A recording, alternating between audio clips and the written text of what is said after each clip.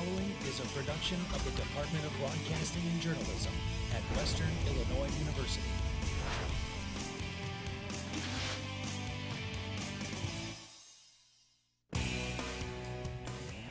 Today on Live at 4, we'll talk live with a WIU alum who's been experiencing Hurricane Irma firsthand as a new resident of Florida and a reporter for a local news station. That story ahead. And a lot of high school sports action going on lately, including the Bushnell West Prairie football team trying to stay undefeated. Plenty of highlights awaiting in sports. And fall temps are moving out this weekend as warmer temperatures move back in. We'll have a look at the 5-day forecast with Molly Naslin coming up. Live from Salee Hall in high definition. News 3 starts now.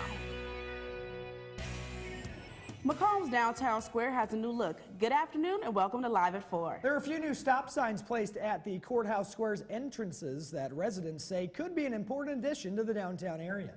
News 3's Nick Garrick reports. The renovation to Macomb's downtown square is completed, and creating efficiency and safety was a big part of the work. Stop signs were placed around the square to the entrances where oncoming traffic must stop. The city alderman who came up with the idea was hoping to keep drivers alert. For stop signs, people at least slow down. For yield signs, they ignore them completely. With the drivers stopping or at least slowing down, the mayor of Macomb believes this is a way to keep it safer for everyone around the square. You know, one of our goals in revitalizing the downtown was to make it safer, both for pedestrians and vehicles. And at the end of the day, we're making sure people are stopping for those pedestrians. Some residents of the square also think the newly added signs contribute to safer driving and commuting, not only for vehicles, but also for pedestrians. As a resident, though, on the square, I am a big fan of it. It's generally safer, especially when kids, when they're trying to cross by and everything, but I just feel that it's better in general. More of a hard line stop. Also, adding the signs was a plan for added efficiency. This way, people navigating the square on foot or in a vehicle will more clearly know who has the right of way. But what we kept coming around to was that at the end of the day, some people had trouble remembering who has to stop for who. Macomb residents we talked to already feel like the signs have added to better driving around the square so people aren't competing to be first. Anyone entering the square is supposed to stop, and I think it clears up a lot of confusion. Yeah, there's a lot of times people will speed up and try to beat the other person out, and there's a lot of potential for accidents. Many people coming to the square, whether it's their first time or not, are still getting used to the additions. But in the end, city officials feel like it has improved the community in a positive way. So, I went, that was worth it. For News 3, I'm Nick Garrick. City Council is awarding bids for street repairs in the South Randolph and Hidden Hills subdivisions. City officials say improvements are long needed after the assessing conditions of the roads. Mayor Inman says these projects are expected to take under a month to complete and will have minimal disruption to the residential areas. Macomb's Fashion Week is a first-time event this year. Numerous local businesses are holding events for people to win and explore the fashion scene in Macomb. Tomorrow from 1 p.m. to 2 p.m., the Macomb Area Chamber of Commerce is holding a contest to win gift certificates.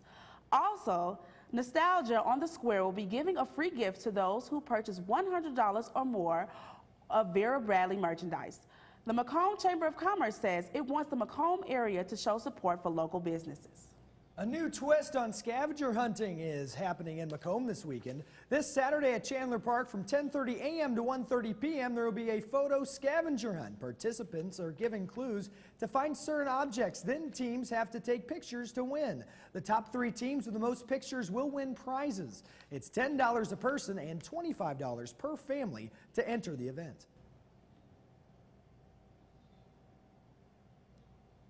News 3 reached new heights over the weekend. We had the chance to get a lift in one of the balloons featured in the Macomb Balloon Rally. I have a special interview with one of those pilots. Tune in Thursday for that story. Not only did hot air balloons go up in the air this weekend, Macomb's 3rd annual Kite Fest continues to be a big hit with families in the community.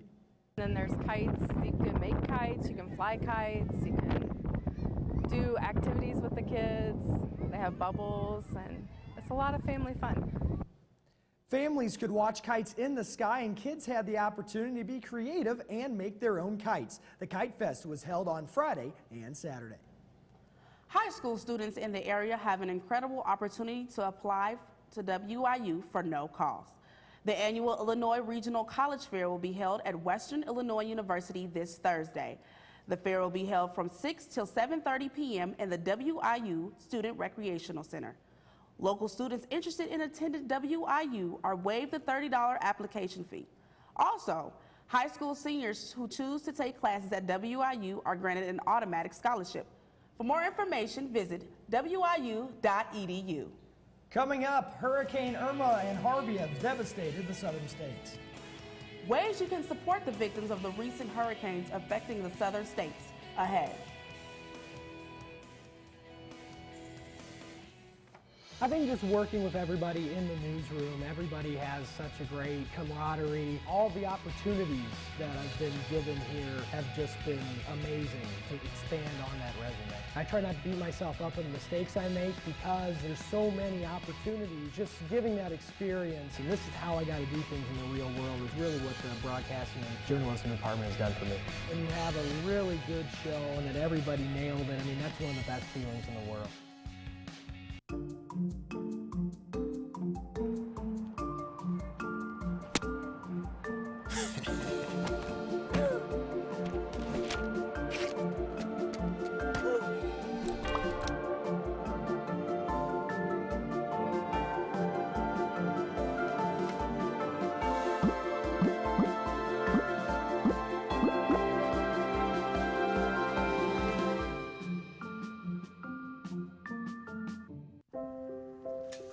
I want to eat apples and bananas.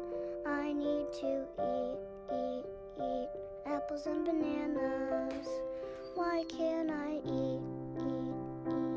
1 in 5 children struggles with hunger in America. Support the Feeding America nationwide network of food banks to help provide meals to those in need. Join us at feedingamerica.org. Garrett Covington chose Western Illinois University because of the law enforcement program and the chance to be a leatherneck. Western has one of the best law enforcement programs in the nation, and I get to play the game I love. Whether I go pro or I go to law school, because of Western, I would take my success to another level. I am a success story. I am a leatherneck. Think purple, think success. Think Western Illinois University. Live from Salee Hall in high definition. Live at 4 continues. There's a great need for blood donations with the hurricanes that have affected Texas, Florida, and other southern states. Macomb's Mississippi Valley Regional Blood Center is taking blood and blood platelet donations to support those in need. Manager of the Regional Blood Center, Robin Moen, says it's very important for people to donate blood because hospitals may be very low on blood donations. Employees of the Blood Center are asking people to donate and support those affected by the hurricane. After strong winds and heavy rain, there is widespread damage in the southeastern part of the United States. In the wake of Hurricane Irma, the state of Florida is doing all they can to recover from the destruction. News 3's Devin Brooks reports. Huge destruction throughout the state of Florida over the weekend. The Category 4 Hurricane Irma pounded the region, sending fierce winds reaching over 90-mile-per-hour gusts and rains pouring in droves. Trees toppled, streets flooded, homes ripped into pieces. Over 6 million are without power, not knowing when it will be restored. It could take up to weeks. No electricity will mean dire food, water, necessity shortages, and shelters crammed with people, causing those to seek desperate assistance. Governor of Florida, Rick Scott, is telling all residents who evacuated not to return until told. Most Floridians left last week from the state before the catastrophic hurricane, heeding the warnings and mandatory evacuation orders by officials. Those evacuees made for a record-setting number to ever evacuate, while enduring hours of traffic and dozens running out of gas trying to reach their destination. Although many are anxious to return home to see what damage was done and what to do going forward, remarkably no fatalities. But the uncertainty will last for several weeks ahead, as now the cleanup of the aftermath gets to work. Georgia and South Carolina are now in the path receiving torrential wind and rain from Tropical Storm Irma. Reporting for News 3, I'm Devin Brooks. Irma has left a trail of destruction throughout the southeast, killing at least 5 people in the continental U.S. and dozens in the Caribbean. The storm has been downgraded from a tropical storm to a tropical depression, but its effects are still being felt across the South. It's flooded major cities and left millions without power. Former News 3 anchor Chris Lovingood joins us from Fort Myers, Florida. He's a multimedia journalist for NBC2 and has been reporting on the hurricane's impact. Chris, thanks for coming on, taking the time. What is the worst of the damage you've seen? Oh, Danny and Jennifer, it's honestly, I've seen a neighborhood that is submerged in water. Now, I'm 6'1", and the neighborhood that I went to had water up to about my chest. That is how much water that we're talking about here. I want to show you something really fast. I'm at my own neighborhood here, and you should be able to see this tree just completely pulled out, uprooted. I'm just going to take you just a little bit further here and show you a palm tree that was always pulled out. And this is a lot of the damage that happened here in the Fort Myers area. But as you move south towards Bonita Springs as well as Marco Island, that's where you're seeing a lot of the flooding that you just saw in that last package we aired here. Now, Chris, you witnessed the aftermath of the Washington, Illinois tornado back when you were at WIU in November of 2013. Obviously, 2 completely different natural disasters, but how does this compare? I'd have to say worse. I mean, there are neighborhoods that are completely unable to be for people to go back to simply because water has submerged their homes. These people have lost everything, much like in the Washington tornado that leveled several neighborhoods. I mean, we're talking about this one, destroying several different, a lot of homes. We know at least one person confirmed dead in the Florida Keys. That truck was just wrapped around a tree. It is just, it was a little reminiscent of walking through that damage that I saw there years ago, but it's horrible down here, absolutely horrible. Chris, what dangers have you faced reporting during Irma? I guess wading through the water that I went to today was a pretty, bold move simply because not knowing what's there below. And then also one more thing I want to show you, walking underneath trees that look like this one in my parking lot that are about to fall. And notice there are traffic cones that are put there as well so that people don't park there. There's actually a car that was underneath it after Irma had come through. How is the clean? Obviously, it's moving through, put down to a depression now. What is being done right now in the cleanup, maybe in the early goings of the cleanup? Well, right now the phases are obviously moving debris from the road that can become a hazard for drivers, and we have police and other authorities that are directing traffic at places where red lights are not operating. They're trying to guide them through as fast as they can, but after that, efforts will have to continue as people try to restore to what appears to be a normal type of living. Is this as bad as people thought it was going to be, or was it, where kind of do they put that on a scale? The general consensus that up here in the Fort Myers area, it's not as bad. However, as you go towards Marco Island and south of here in Collier County, it's a lot worse than I think people predicted. Thank you for joining us, Chris. Thanks for taking the time. We really appreciate it. Not at all. I'll give it back to you. Coming up, News 3's Molly Naisland tells us if we could put away our hoodies and jackets for a while. Her 5-day forecast is after the break.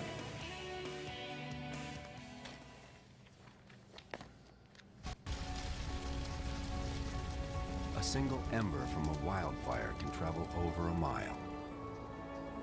That ember can ignite and destroy your home or community. You can't control where that ember will land. Only what happens before it does. Visit fireadapted.org to learn how you can help protect your community from wildfires. I think what I love most about News 3 is that we're really provided with a real-world experience. We're able to get hands-on work in news, and it's very similar to what you would find in a real newsroom, but everyone around here is really good about pushing you to be your best. News 3 has really taught me to believe in myself and that if you work hard, you can achieve anything you want. News can sometimes be really tricky, and you have a lot of roadblocks. All of us hold each other to really high standards, and I think that really shows in our newscasts.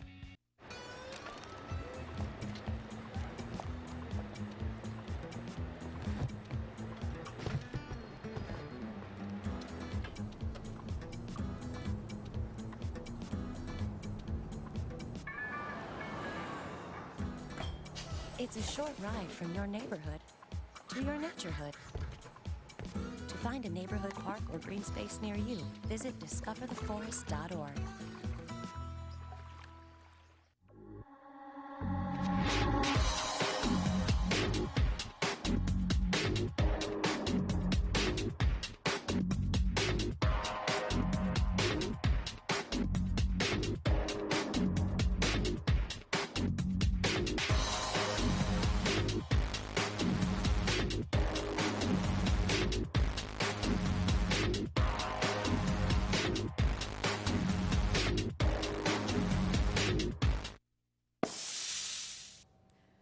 Good afternoon and welcome back, Macomb. We're looking at beautiful temperatures outside, sitting at about 75 degrees and extremely sunny. Very low dew point, sitting at about 52 degrees and extremely low humidity at 44%. Winds out of the northeast at 12 miles per hour today. Taking a look at our weather tracker, we are looking at the remnants of Hurricane Irma right off to our south. She won't be making too much moves here up in where we are at in Macomb, but we might see some showers from that later on in the week. Taking a look at our almanac, we're sitting at temperatures at about 79 degrees is our high and 54 for our low. This is right around what our average temperatures are here in Macomb. Now, the record high was set back in the 1800s at 100 degrees, and the low was set in the 1940s at 35 degrees. Taking a look now at Hurricane Jose. As of Sunday, he was sitting at a Category 4, but overnight going into Monday, he dropped back down to a Category 1 and is not expected to make any form of landfall in the mainland United States. Taking a look at our current temperatures now. Here in Macomb, we are sitting at 75 degrees. Over in Keokuk, we are sitting at 82, and in Quincy, we are sitting at 77. Taking a look ahead at our lows tonight, we are looking at about 54 degrees here in Macomb, 53 in Keokuk, and 55 in Quincy.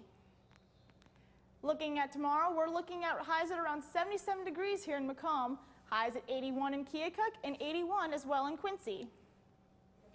Looking at tonight, we are looking at our lows at around 54 degrees, very cool, with winds out of the northeast at 5 miles per hour. Not very windy out at all, so temperatures should stay around 54 degrees and not feel much colder. Highs tomorrow, we'll be looking at a very sunny day tomorrow with highs at 77 degrees. Again, winds out of the northeast at about 5 miles per hour. These winds shouldn't be making it feel much colder than it actually is out, which is great. We'll get to keep our hoodies in the closet for a while. Taking a look now at our 5-day forecast. On Wednesday, we are sitting at temperatures at around 78 degrees with some clouds in the sky, but not too many.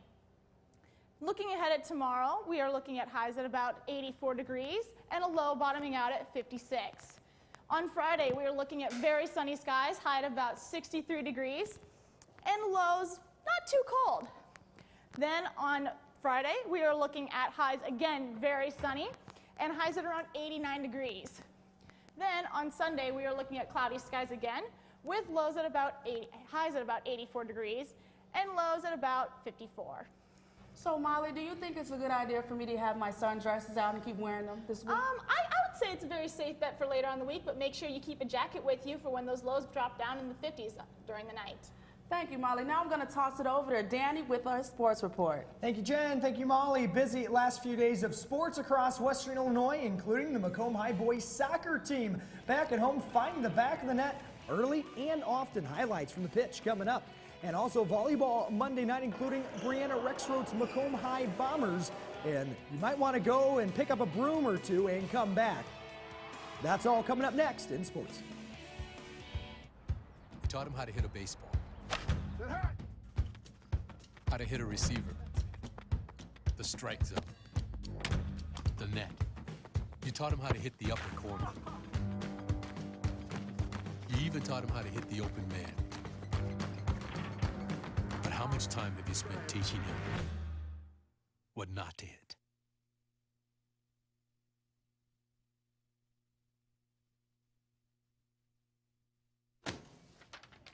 Hey, Hard, what's this? That's my resignation letter. You're resigning? Why? Because you're constantly ignoring me. You're half as active as you used to be, and you eat stuff like this. You've been putting me under a lot of pressure lately. That's why I'm ready to quit. I forgot. I'll do better. Please, don't quit on me. Okay, but remember, it's not what you say, it's what you do. Listen to your heart. Don't let it quit on you. Let's go for a walk. Uncontrolled high blood pressure could lead to a stroke, heart attack, or death. Get yours to a healthy range before it's too late. You make me wear my bike helmet. You taught me never to run with scissors. And to follow the swimming rules. You tell me to stay away from drugs. To always buckle my seatbelt. So why do you keep a loaded gun in your drawer? How safe is that? You asked them to follow some safety rules. Now they're asking you. In fact, they're counting on you. Never let your gun get into the wrong hands. Remember, always lock it up. Visit ncpc.org. My favorite thing about NEWS3 is you're constantly working with someone. If you're not going to work with someone, then your show's not going to go right. NEWS3 has really got me ready and prepared for the outside world. Traveling to do a tornado story, or if that even means traveling to Iowa to cover third graders, I get to work with some fantastic people. It wouldn't be the show that it was today without the production crew, without our anchors, without our talent. It's really a team effort, and I'm beyond blessed to be able to be here.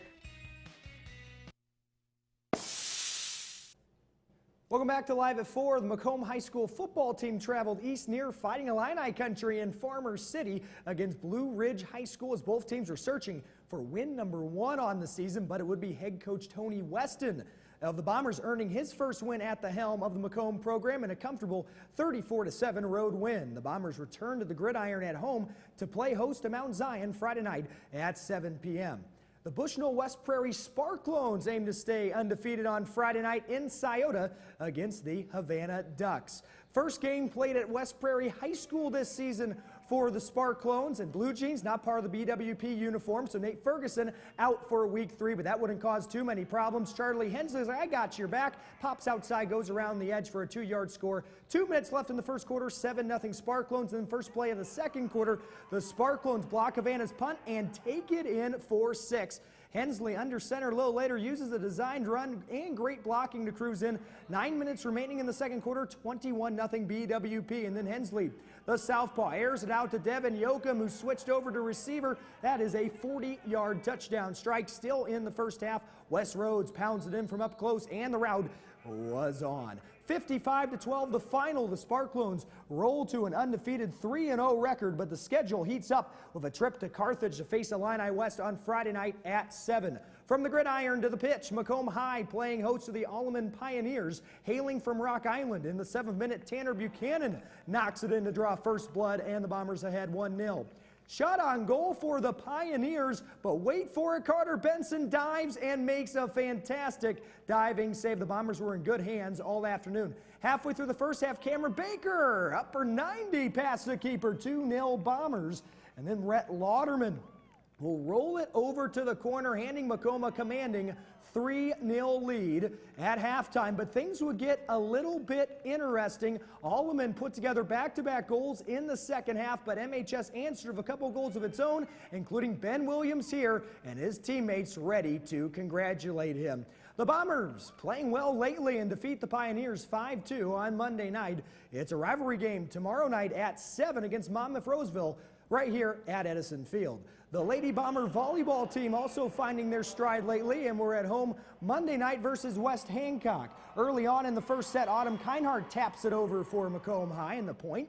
Anna Dively sets it to Jordan Hare for the kill as MHS closed in to take set 1. So here we are at set point. It falls long, and the Bombers win the first set 25-16. The Titans got off to a great start, however. In the second set, the freshman Emma Casey whiffed the kill down the middle. And how about just a little tap-tap-taparoo for Dively along the sideline, helps MHS pull away late in the second set. An ace from Nicole Lester is how this match ends. Set 2, 25-19 to the Bombers. Macomb High wins both sets, even though West Hancock was competitive throughout. MHS back in action tonight against the Titans, this time of Monmouth-Roseville at 7 p.m.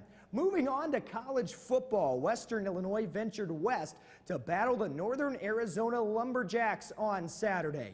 The play, like a leatherneck sign, made its way to Flagstaff. The second play on Western's first drive, Jalen Ackland carries it on the jet sweep. 63 yards later, he scores. WIU up 7-0 early on at the high elevation of the Sky Dome. Not quite in the sky, though. Towards the end of the first half, 4th down and 1. Charlie Fisher, he's a gambling man, goes for it as Max Norris punches it in. 17-7 Leathernecks at halftime. 8 minutes left in the third quarter. Cook is pressured, fumbles. Eric Herrera lands on it in the end zone.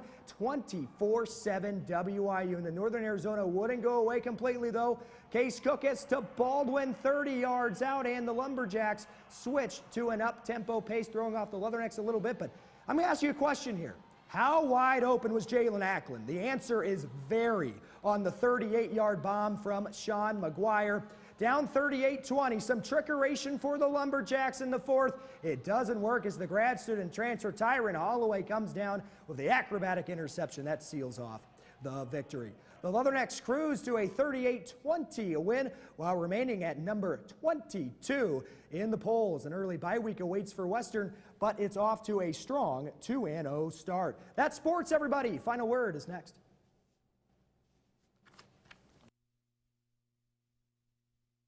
Hillary Dunn was convinced that Western Illinois University would invest in her. My classes, friends, teachers, and activities have had a tremendous impact on my time here. Hillary's passion for learning and helping others will lead her down a successful path. Whether I choose graduate school or missionary work, I'll serve to the best of my ability because I am a success story. I am a Leatherneck. Think purple, think success. Think Western Illinois University.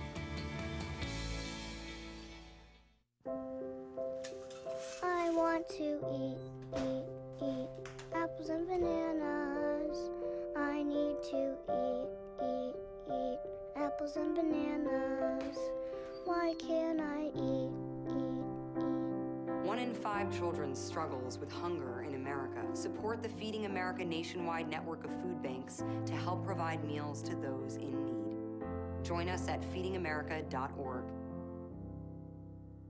I'd have to say it's just the fact that you can get involved right away. You walk in the door and you can learn all the equipment. And I've been able to anchor, I've been able to be a DJ on our student-run radio station here. I've been able to work any of the camera equipment and the audio equipment. The fact that you can get involved right away. Everybody's really friendly. They welcome you right when you walk in the door. And you report the news, but you can also have fun stories and hard news stories and conflicting stories. But yet you just get such a real-life experience here at NEWS3.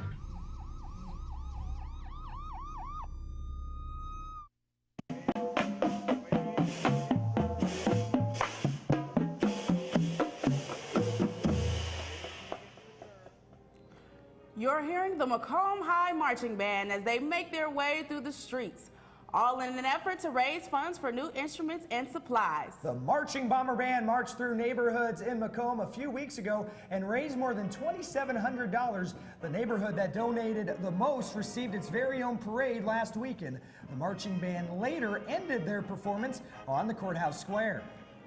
And before we go, we have to say congratulations to our news staff. We won 3 awards for excellence, including Best Newscast, over the weekend in the Mid-America Emmy College competition. Shameless plug, little pat on the back. Former News 3 anchors Emily Manley and Megan Sanchez were recognized, along with videographers Ryan Garrity and Emily Kenny. You know, I think our News 3 alumni looks very good, and they know how to clean up. They sure do. I don't know how I did here, but they got everything going there. That is all for us today, though. But we are online all the time. Stay up to date with us, news3wiu.com. Like us on Facebook and follow us on Twitter. Just search our handle, News3WIU. You can also search for us on YouTube and subscribe. Thank you for joining us this evening. From all of us at News 3, have a good night, Macomb.